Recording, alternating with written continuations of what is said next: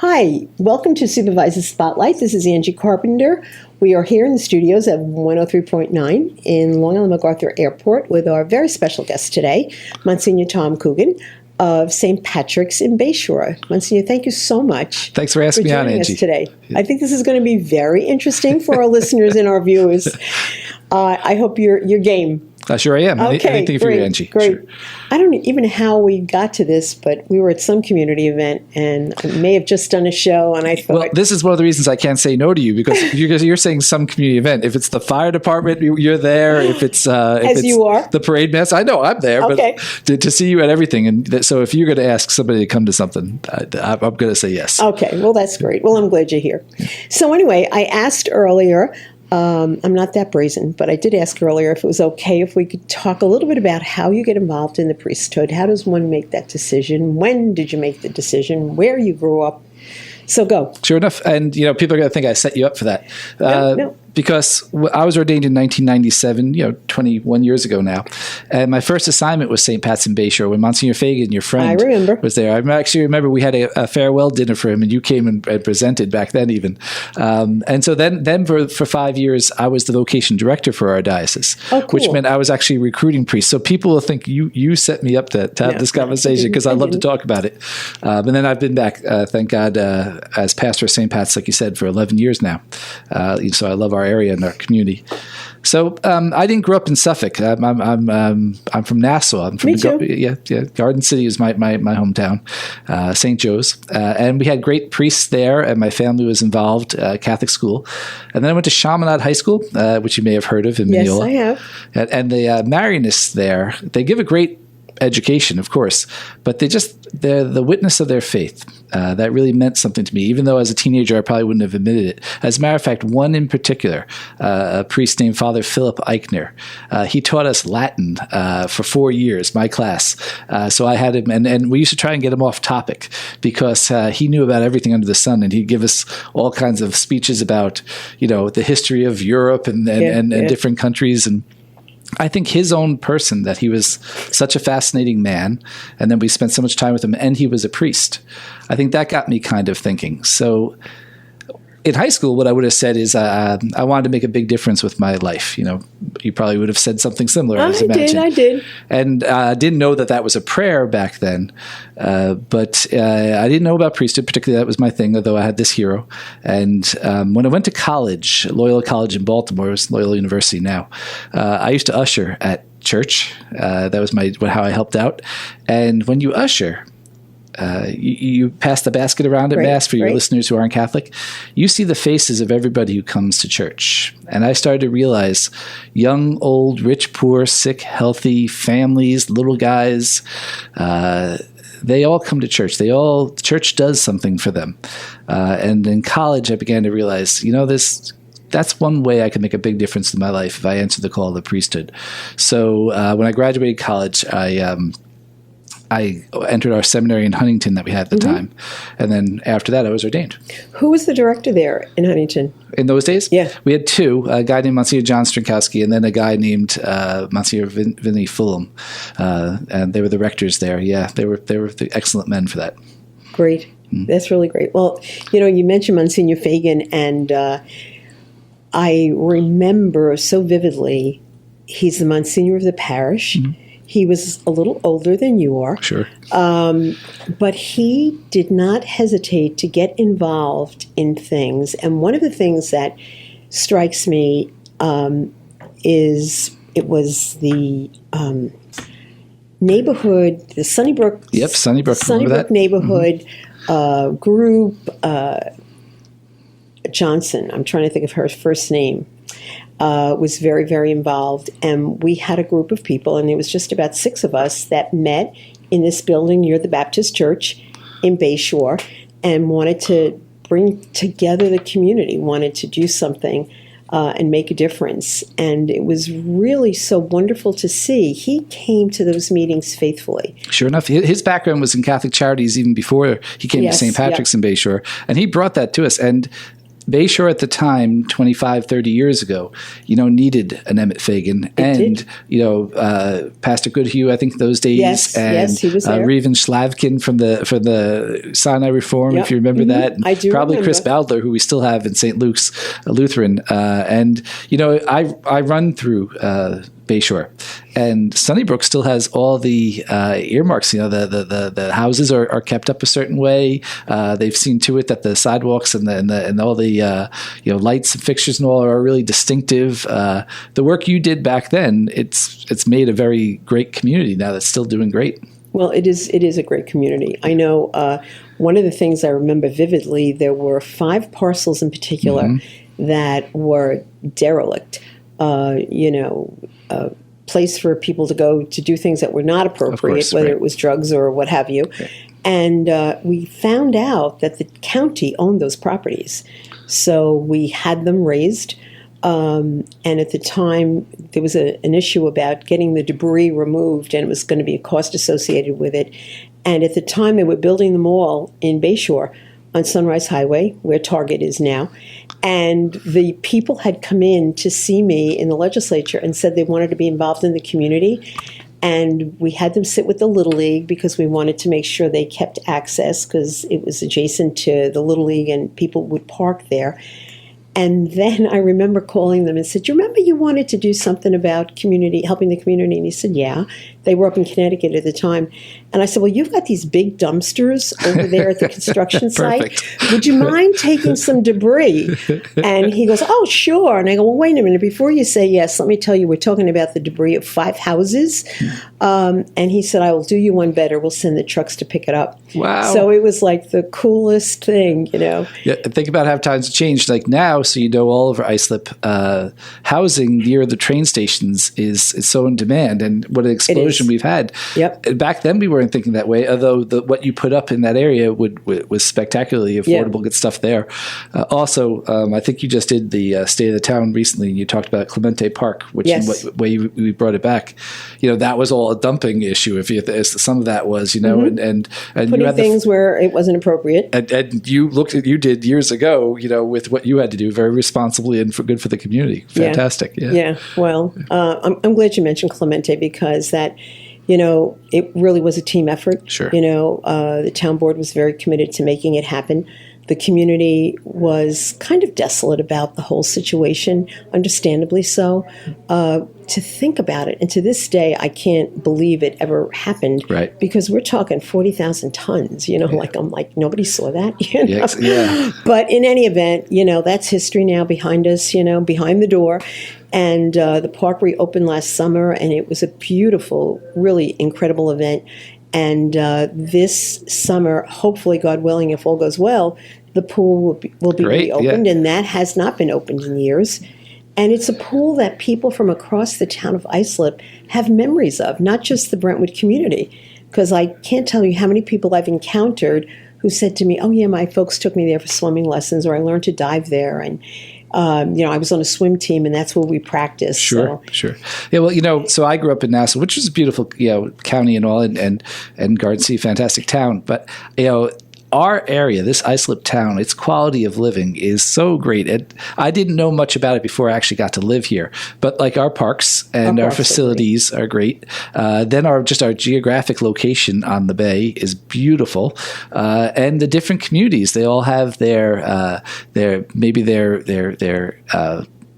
of ethnic change differences, but they also have like their events. The Latino Day parade is so amazing. Or the St. Patrick's Day parade we just had. And there's a couple of those. I think you march in every single St. Patrick's Day parade, I think. Not quite, but I get there. It would be almost impossible to. But and the street fairs and the summer activities, it's the marina, what's going on there. It's incredible. In fact, we're working on the final phase of the construction at the Bayshore Marina. We just approved that at the last town board meeting, so we're really excited about that. But we ask that you stay tuned. We'll be back in a few moments to learn more about Father Tom. Thank you.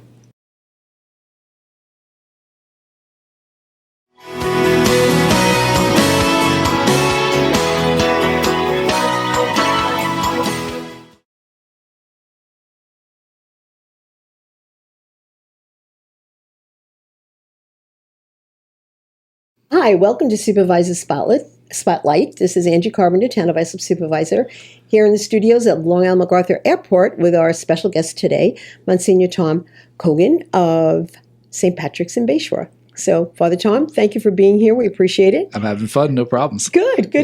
We learned a little bit earlier about, what propelled you to get involved in the priesthood. For those who are not Catholic, to learn a little bit about the mystique of what it is to be a priest and what your duties entail. And certainly it's more than just saying Mass every day or on Sundays.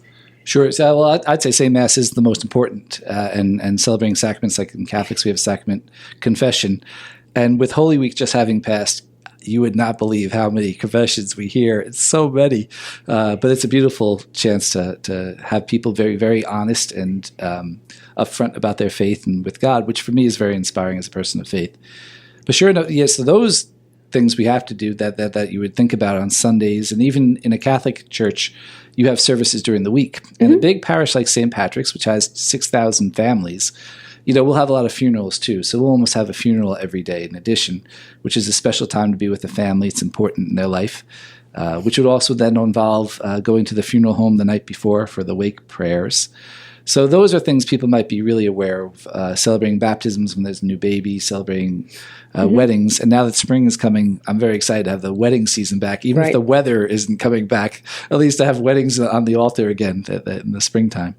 I'm about to have a bunch of First Holy Communions with the little kids, if you know what that's like for Catholics. Yes, it's great. It is. They're so cute. They're innocent. But then part of being a parish is a lot has to do with family life. We have a school at St. Patrick's with 500 students in it. It's an elementary school. It goes from nursery to 8th grade. St. Patrick's, they're great, the Shamrocks. And all the clergy, I have 2 associate pastors, Father Cyril, Father Dave. We have 4 deacons. We all try and help out at the school, help teach religion there. And that probably involves me an hour or so a day. Also, we have a religious education program for over 1,200 students. That is amazing. Yeah, and that would involve after-school classes that the clergy, myself, would be involved in, and even liturgies and prayer experiences with the children. That's very, very involved. Then we have just wrapped up classes for adults who want to find out more about the Catholic faith or become Catholic even. So at Easter, 22 adults became Catholics in St. Patrick's Parish at the Easter Vigil on Holy Saturday night. I mean, I'm Catholic. I don't remember that many at a time. That's a lot, isn't it? Well, it is, because with adults, you go more intense with them in the preparation. So yeah, that's a big class of new Catholics for us to bring in as adults. We bring in 300 babies a year get baptized, but 22 adults, that was a lot. And Peggy Parker, who's our coordinator for that program, and Deacon Joe Peralta, they really do a great job. So we have that going on. Also, there's a little bit of counseling still. People come to Catholic priests for all sorts of issues in their family life and in their relationships. Also, we visit the sick and the homebound. And also, a lot of times, people ask us to do things like bless a new house and things like this. One time or sometimes when I'm talking to children about priesthood, and they might think it sounds boring because it sounds like a guy just puts on some robes and says Mass. And I say to them, it's the opposite of boring. Everybody in their life has very intense and important days, like the day you get married, or the day you have a baby, or some of them are sad. You find out somebody's sick. Some of them are very sad, like when somebody you love dies. We have a few of those days, but priests, we spend our every day and everybody else's most important days. And it's a really intense life being a priest. That's really a very interesting, I've never heard that perspective shared before. But when you think about it, things that people are going to remember their entire lives, you're a part of it. Right. And yes, exactly. And it's an intense, I got to say, you're very alive. You're not lonely. You're not bored. The only person I know with a busier schedule than me is you. Oh, well, I don't know about that. And I'm not lonely or bored. I'll agree with that.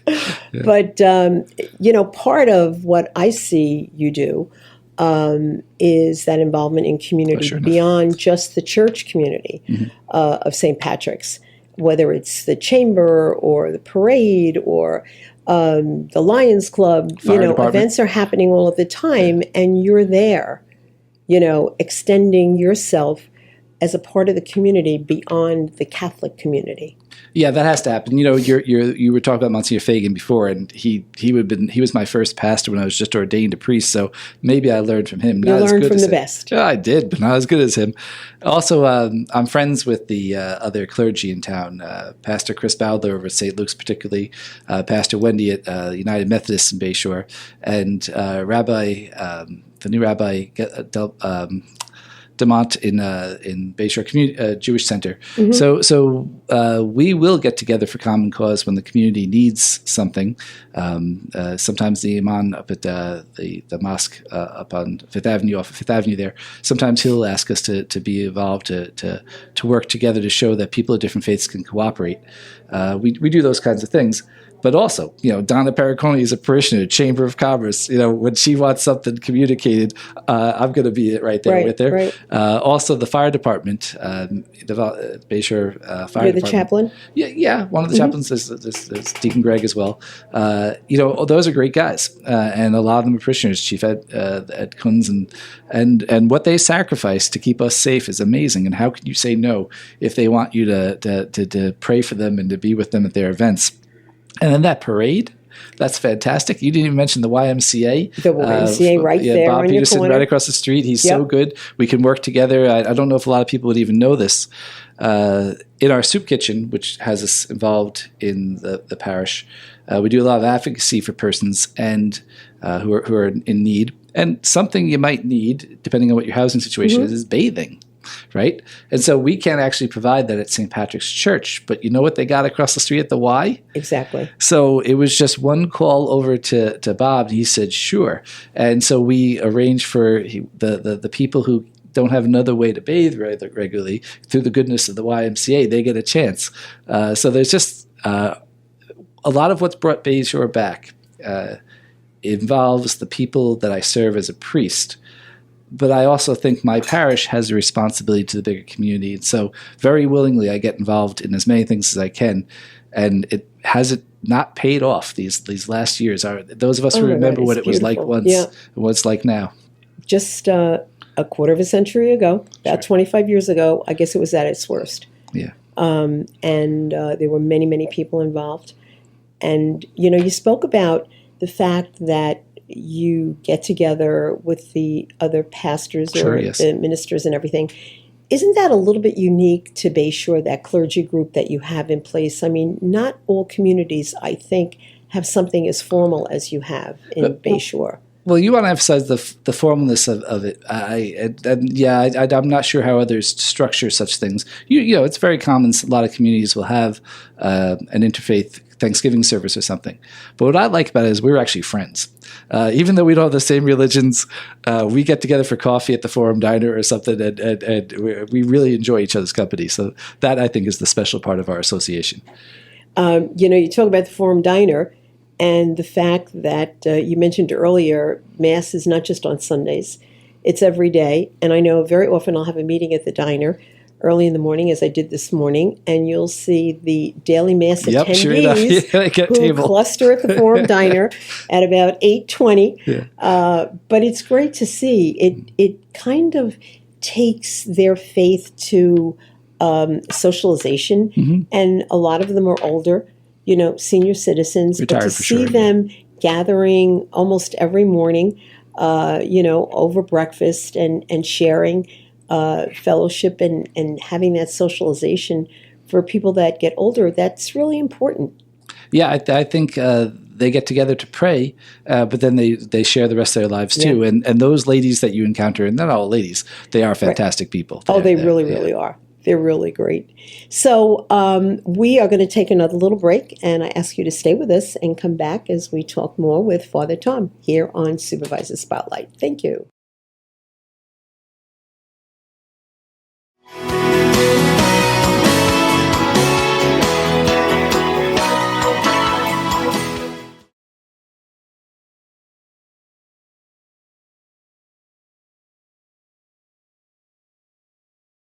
Hi there, this is Angie Carpenter, Supervisor of the Town of Islip, welcoming you to another edition of Supervisor Spotlight. In the studio with us today, we have Monsignor Tom Coogan of St. Patrick's in Bayshore. Thank you, Father Tom, for being here. It's an honor to be with you. Thank you, thank you. So we spoke earlier about a number of things, and one of them being the fact that you meet with the clergy cluster, and they're all different faiths and all. But I want to talk a little bit about the diversity of the St. Patrick's community, because Bayshore, I think, really exemplifies, and my family lives in Bayshore. I don't. My husband and I live in West Islip, but my son and daughter-in-law and granddaughter live in Bayshore. And it is an incredibly wonderful community, exposing children, I think, to what the real world is all about. I agree with you, and I have served in one other parish publicly, and I had known St. Patrick's before. So when I went to this other parish where it was a more homogenous, this other community, economically, ethnically, even, I noticed it right away looking out at the face of the people in the pews. In St. Patrick's, we do have persons of many different ethnicities. As a matter of fact, in our beautiful church. Beautiful. Supposedly, you really cram it full. There's 500 people sitting it. On Easter, at the Spanish Mass, the Latino community, we had over 1,000 people at that Mass. Oh my gosh. Of Latinos. And one of the things we do with our services at St. Patrick's is we have 2 Masses that we have headsets, and we simultaneously translate them into English, so a family with 2 languages can pray together, or rather translate them into Spanish, they're English. And then at the Spanish Mass, we also have simultaneously translate into English, because what we have, diversity, is we have families where there's even more than one language, and we have the Catholic faith is a faith that's found in many nations. So there'll be many European cultures that are represented in our congregation, but also Caribbean. We have persons from West Africa and East Africa, their descendants or ancestors from. We often have a priest serving with us who's international. Right now, Father Cyril Obi-Bayam is from Ogoja, Nigeria. So there is a diversity of nationality. There's a diversity of economic ability. We have working class, middle class, some very well off parishioners, and all of them sit side by side right next to each other in the pews and pray, and they're friends. And I do think it is what kind of is really special about the Bayshore and even Islip in general. I agree with you, and I think that is something, we just had the State of the Town address, and I spoke about community, and the fact that the town of Islip is a very diverse community, economically, ethnically, as you said. And it is so important for us to celebrate and embrace that diversity, because it makes us a more special place to be a part of, to be able to call it home when you have that. Sure. I know, occasionally in news stories in the country, you'll hear about some sort of an ethnic strife issue or anti-Muslim bias or things like that, as in the papers these days. You don't see that happening too bad, really, at all in the Islip town or in Bayshore, I would say, because we go to school together in the schools, we pray together in the churches, we're neighbors next door. One of the recent parades, at the Imam's suggestion, we made a banner, just said "Good Neighbors," and the three Christian clergy, the Imam and the new rabbi, we were going to hold that and be all together. Now, that was the Memorial Day parade. It rained, so it hadn't happened yet. But we were ready to do that, because that's the kind of town we are. We're good neighbors. We don't have those kinds of issues. Well, I think that really, again, is what makes us all so very, very special. There are a lot of opportunities, I think, not just in Bayshore, but beyond, for people to be involved and come together as community. And, there are so many service organizations and all kinds of groups that are out there, the chambers, Kiwanis, etc. But I think we need to encourage people to kind of step outside, their little comfort zone and be a little bit more involved in that, because it'll make us even better. Yeah. Somebody must have done the encouragement, because there's so much of that. And I think that's the secret, is homegrown. Just a funny little example. I don't know, everybody's got to have an opinion about the supermarket bag fees that now exist. That's interesting. Yeah. But something interesting that happened for us was, so this soup kitchen we have in the food pantry, a lot of times we'd use a bag that somebody had gotten at the supermarket, if they had it, they donate them to us, that the persons who would come to the food pantry could have a shopping bag to go out with, and it would look like they'd just gone to the grocery store, which is good for dignity and other reasons. Now, our worry was, now that everybody's using these very responsible environmental bags, there wouldn't be any way to do that. So we just kind of mentioned it, that we're wondering if we're not going to now have bags to use for the food pantry. Yeah. Do you know, we have we have a garage full of bags. People just started donating them. Somebody sent us, bought right from the manufacturer, a box of 1,000 bags. You said about people had to be encouraged. Sometimes all you have to do is invite or put it out there, and you're going to find good people come forward. And I really believe that. And people want to do, they want to help, but a lot of times people are reticent to put themselves out there. It takes someone giving them an opportunity. Oh, sure enough. Good someone point. saying, we need bags, and then before you know it. I know we have it at the town in our youth bureau. Tim Mayer does an incredible job there, and we have all kinds of collections year-round. Backpacks when it's back to school time. Sure, It is amazing what people will do. Yeah. I know we do something with the Salvation Army, and it's that Angel Tree program where people actually pick a child's name, and it will say on it their age and what their needs are, whether it's pajamas or, a specific toy that they want. But it is amazing to see. We adopted, through the town, over 100 angels this year. And people bought bikes and, the kinds of generous things that people do, given the opportunity to do it. It really, really is amazing.